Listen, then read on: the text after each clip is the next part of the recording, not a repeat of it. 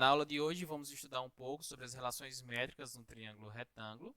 A unidade temática abordada é voltada para os números e geometria, e os objetos de conhecimento são as relações métricas do triângulo retângulo, o teorema de Pitágoras com verificações experimentais e demonstração. Bom, nessa primeira lâmina do slide, de cara a gente consegue observar a figura de um triângulo retângulo, né? E quando eu chamo de triângulo retângulo, a primeira coisa que a gente observa, que detalha um triângulo retângulo, é a formação do ângulo de 90 graus, tá?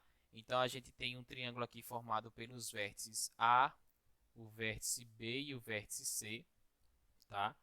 E a partir dessa figura, ou seja, a partir desse triângulo, quando eu traço uma altura relativa que parte do vértice A até o ponto H, né, eu consigo transformar essa figura em dois novos triângulos que, consequentemente, também serão retângulos, pois a altura relativa traçada ela forma também ângulos de 90 graus. E aí esses ângulos de 90 vão, né, vai existir, no caso, mais dois novos triângulos, que estão representados do meu lado esquerdo e do meu lado direito. Então, no total, a gente tem o triângulo retângulo inicial, que seria a figura completa, né? Ou seja, dos vértices A, B e C. O segundo triângulo que a gente teria seria formado pelos segmentos, os vértices, né? H, B e A, né? Que é esse triângulo aqui do lado esquerdo. E o nosso terceiro triângulo seria formado pelos vértices H, AC, que seria essa representação aqui do lado direito. Né? Então, para a gente conhecer um pouco sobre os triângulos retângulos, é importante também a gente observar algumas características que os mesmos possuem. Né? Dentro dessas características, podemos destacar, né, o ângulo reto, conforme eu já havia falado inicialmente, a característica principal de um triângulo retângulo é o ângulo reto, que é aquele ângulo formado por 90 graus. Né? E cada triângulo ele tem a formação dos seus catetos, como principalmente a hipotenusa. Então, a gente tem que os catetos, ou seja, a união desses catetos do triângulo, eles formam o ângulo reto. Então, vamos estar representado aqui pelo vértice BA, né, o segmento BA e o segmento CA. A união dos dois eu consigo, né, projetar e formar o ângulo de 90 graus. Então, logo, a hipotenusa ela sempre é aquele lado que está oposto ao maior ângulo. Então, se observarmos a figura, o maior ângulo é aquele ângulo de 90 graus. Logo, a hipotenusa é o lado oposto ao ângulo de 90 graus e, consequentemente, o maior lado do triângulo, certo? E aí, quando a gente traça essa altura relativa, conforme eu havia falado no slide anterior, a gente também começa a encontrar novas características dentro desse triângulo. Conforme já havia dito, o triângulo inicial era formado pelos vértices A, B e C, e aí, ao traçarmos a altura relativa que está projetada nesse triângulo agora com o segmento AD, vocês percebem que eu consigo formar dois novos triângulos retângulos. E aí a pergunta é, por que você simbolizou com as letras minúsculas? Então vamos lá. Né? A letra C, por exemplo, ela simplesmente está representando um dos catetos, que nesse caso seria a hipotenusa formada pelo meu triângulo DBA, né? Porque ele está oposto a esse ângulo de 90. Então também é um cateto. O meu N também vai ser a projeção, ou seja, a projeção do segmento AB, né, esse segmento aqui, sobre a hipotenusa, né, que é a hipotenusa do triângulo maior, que no caso seria representado pela letra A. Né? O Hzinho aqui representa a altura relativa, que é aquele segmento traçado no início, né?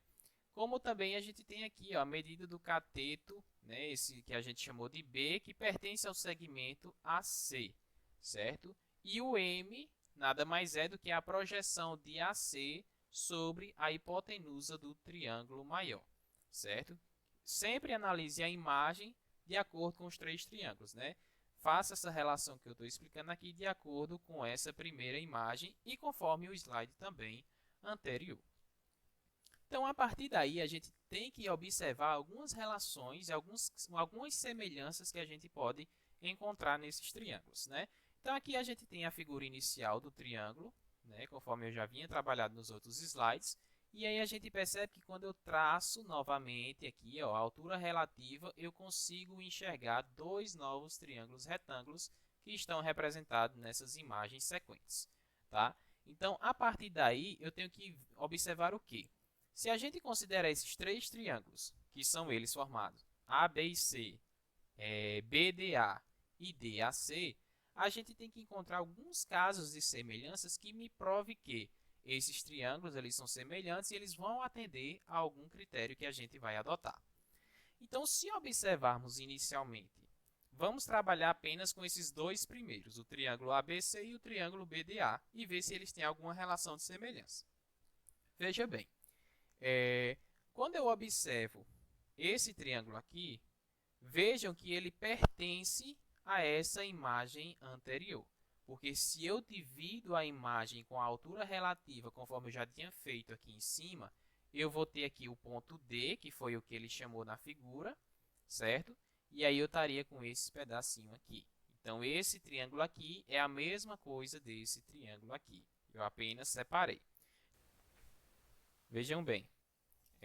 Observem, conforme eu já tinha falado, esse segundo pedaço que está na imagem, ele pertence a essa parte inicial aqui. Eu vou traçar aqui só para destacar, certo? E a gente tem aqui um ângulo de 90 graus. Bom, quando eu retiro esse pedaço, veja que esse ângulo de 90 aqui, ele vai ser semelhante a esse de 90, porque ambos têm a mesma medida. E aí recai justamente nesse caso aqui que estamos destacando, né? Que o ângulo A é congruente ao ângulo D, tá? Porque ambos formam ângulos de 90 graus. E aí a gente tem o caso, né, que o ângulo B do primeiro triângulo, ou seja, esse daqui, vai ser, né, semelhante a esse outro ângulo B aqui. Ou seja, eles são o mesmo, né? Só muda que na figura a gente separou. E aí, pelo caso AA, né, temos que os triângulos ABC e BDA eles são semelhantes. Então, o primeiro caso a gente já verificou.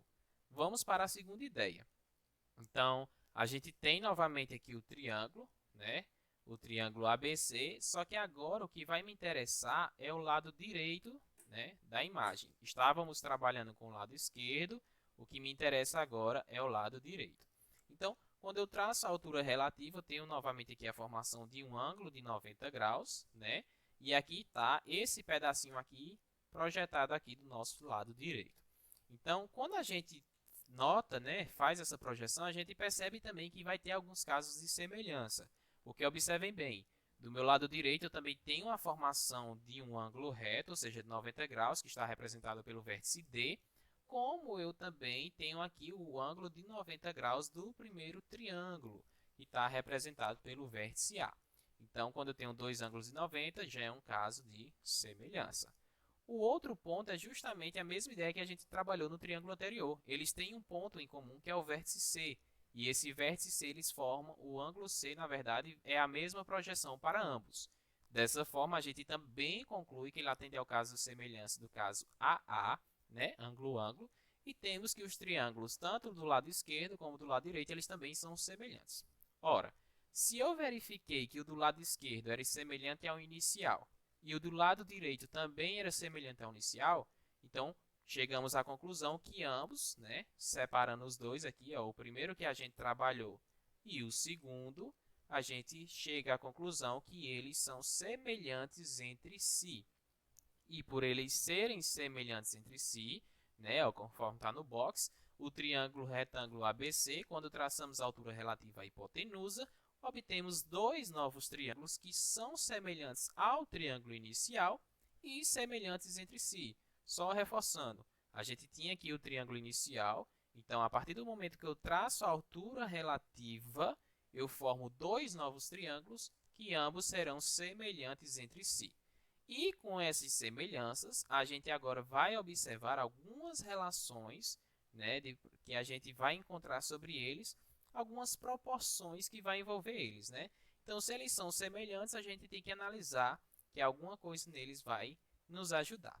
Então, veja bem, né? O que são proporções? A gente tem que analisar, por exemplo, um lado maior de um triângulo, né, em relação a um outro lado do triângulo, né? Então, vamos comparar esses triângulos. Ambos são retângulos, porque formam ângulos de 90 graus, conforme mostra na imagem, mas aí vamos observar, né? Os lados que são congruentes, digamos assim, que semelhantes, a gente vai estabelecer uma relação de proporção.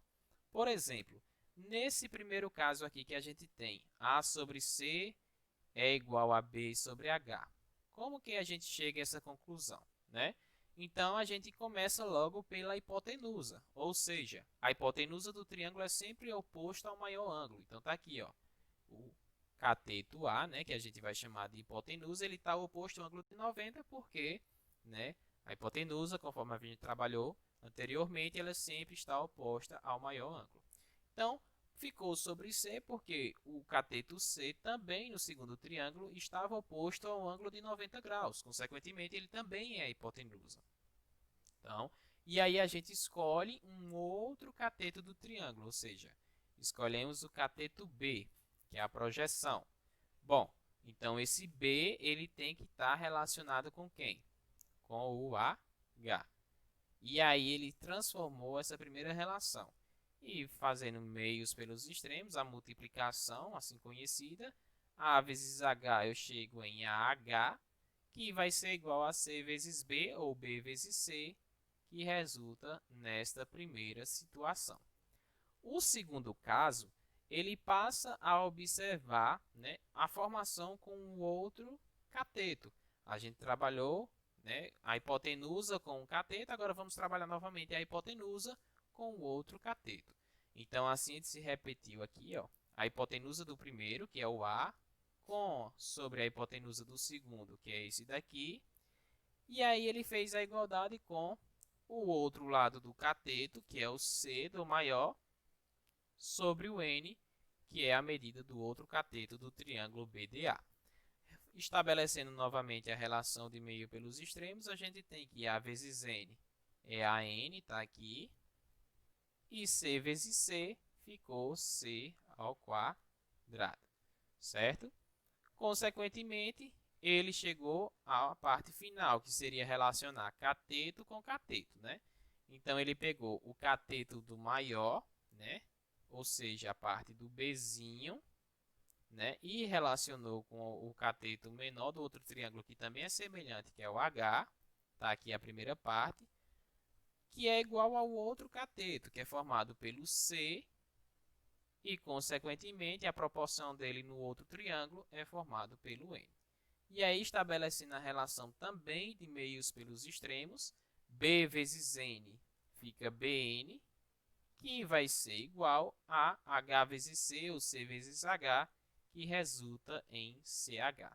Então, essas são algumas características importantes, né, da gente analisar essa proporcionalidade dos triângulos. Agora, minha colega Dani ela vai dar continuidade nessa explicação. Espero que até então vocês tenham compreendido.